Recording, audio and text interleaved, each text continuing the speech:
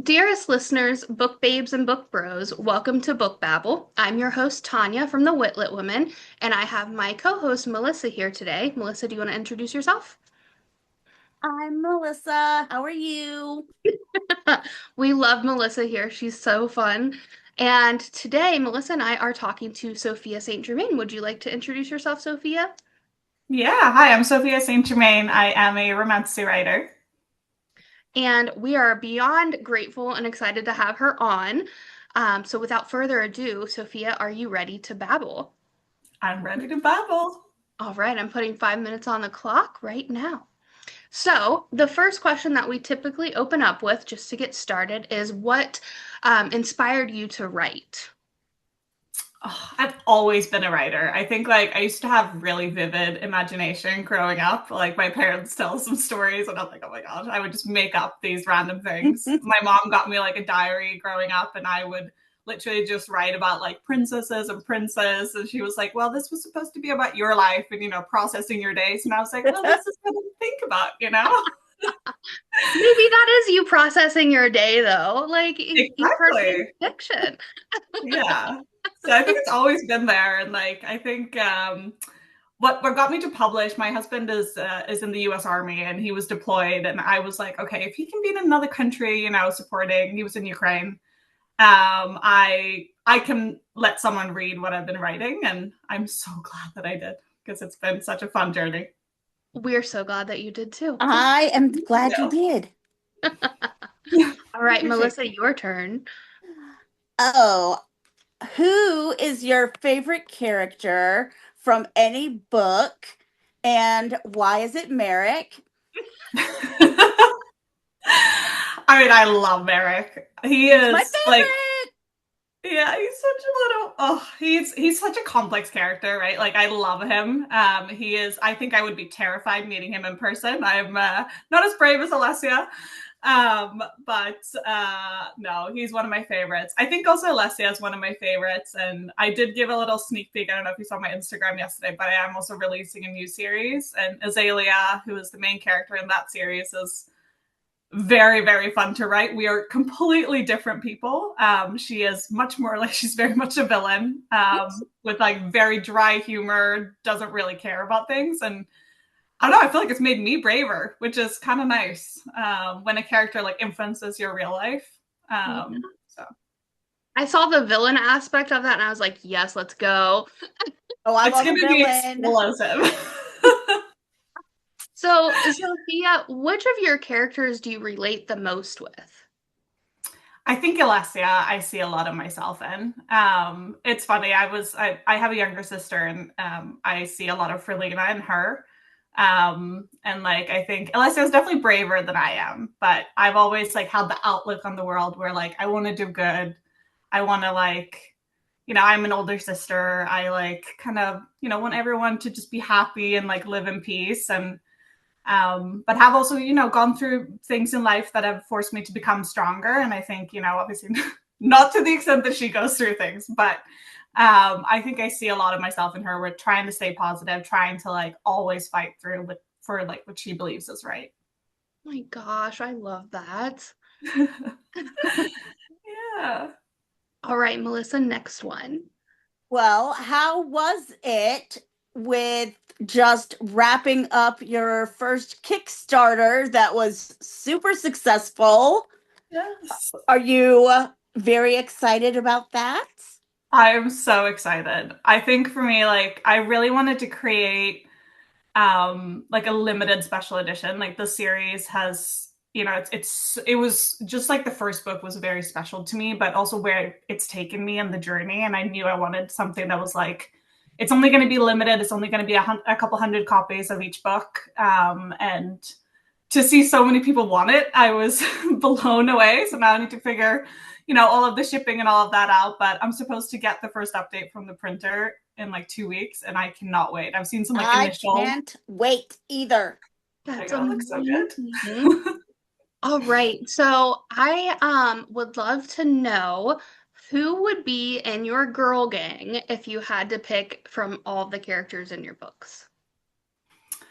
Oh, that's a really good question. I think honestly, Azalea in the new the new series, I do tend to surround myself because I can be a little bit like shy and timid sometimes. And I do tend to surround myself with a bit more extroverts, or they maybe come and adopt me and kind of take me out in the world. And I feel like she would be like that type of person. She has a couple of like influences of some of my best friends who like really stand up for themselves, and it's something I admire in them. So I think she would be definitely part of it. Relatable. I too do the same thing. I'm very shy until I get around Yeah, people who are not. I'm exactly the same.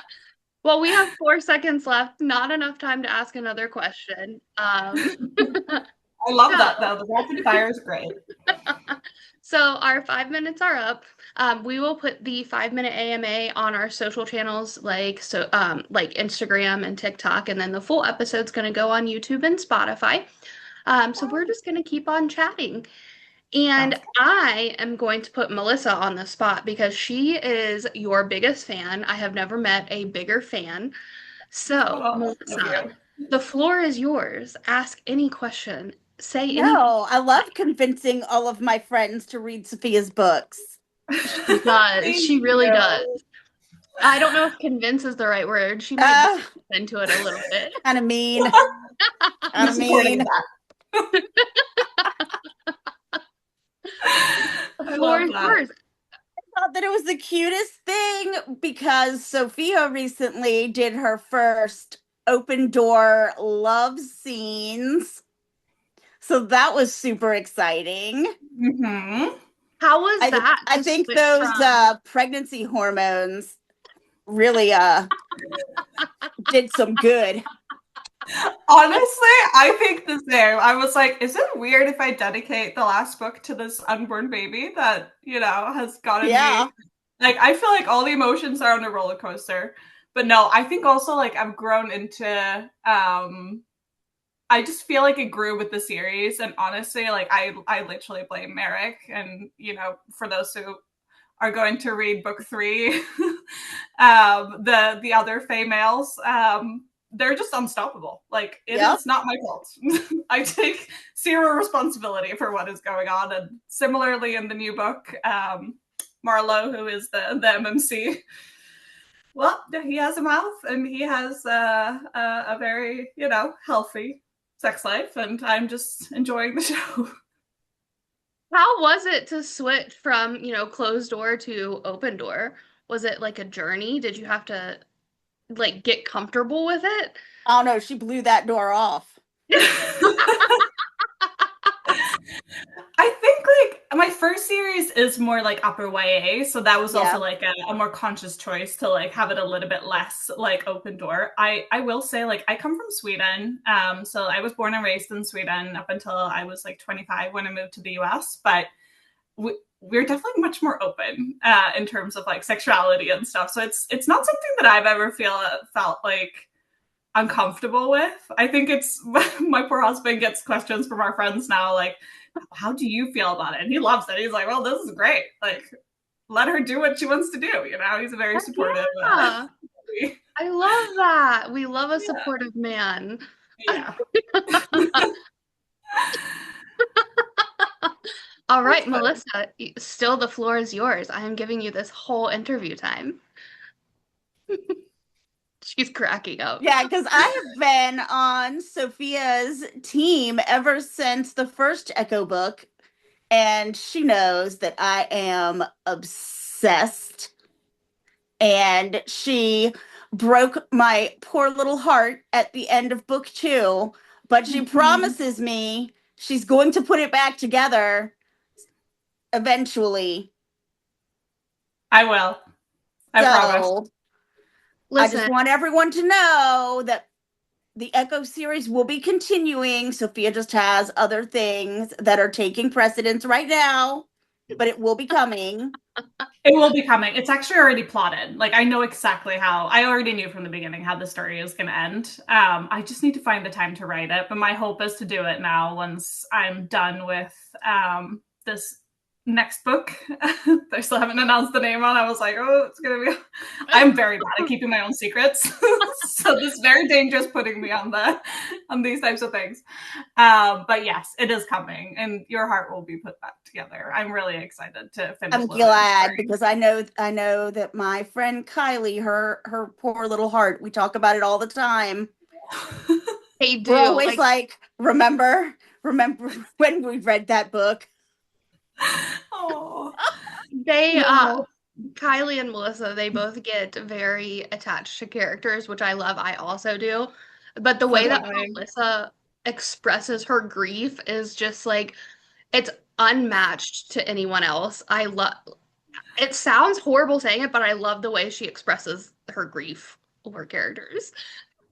But I love that too. Like, I feel so strongly about my characters. Like, I think, to me, they are completely 100% real. And like, I cry when they cry. I am, happy when they're Oh happy. yeah. And, like, if I end writing on a sad chapter, then I am going to be walking around in a mood for the next 24 hours. Like, it is, and I'm the writer, like, I decide what goes next, but it's like, And it's also a testament to your talent that you can make your readers feel so deeply and so strongly. thank Like you. when Melissa goes feral over your books in our group chats, like it's amazing to see that because not every writer has that talent. And Oh, you I do. appreciate Yeah. Thank you. Yeah, I You're think like they're like my, I think it's that imagination again, right? Like I envision myself, like I would never survive in those worlds, but I do envision No. myself being right there.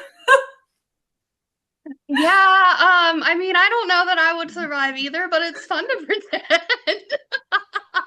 I will say though, we had my husband and I work at the same company for my day job, and we had an outing where we got to do like axe throwing and like throwing stars and stuff. And I was the only one on the first try. I'd never done any of this to get all of them into like the wall. And I was like, I think all my research is paying off. Yeah, it is. Yes. Oh my gosh, that's amazing. Yeah. Well, Sophia, we are just about out of time, so I'd like to switch gears and open the floor up for you. If there's anything that you would like to say, announce, whatever, the floor is yours.